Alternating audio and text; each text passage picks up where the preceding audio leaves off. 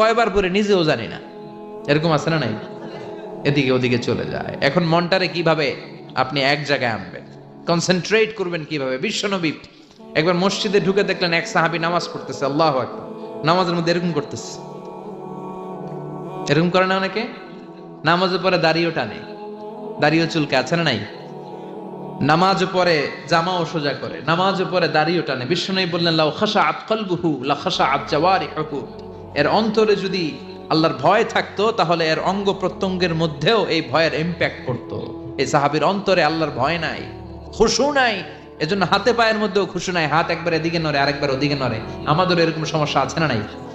বিশ্বনবী বললেন, তোমাদের যদি খুশু খুদু নামাজের মধ্যে বাড়াতে মনে চায়, নামাজের মুসল্লায় দাঁড়িয়ে হৃদয়টারে যদি আল্লাহর আরশে পাঠিয়ে দিতে মনে চায়, তাহলে নামাজের মুসল্লায় যখন দাঁড়াবা মনে করবা এটাই হতে পারে জীবনের শেষ নামাজ।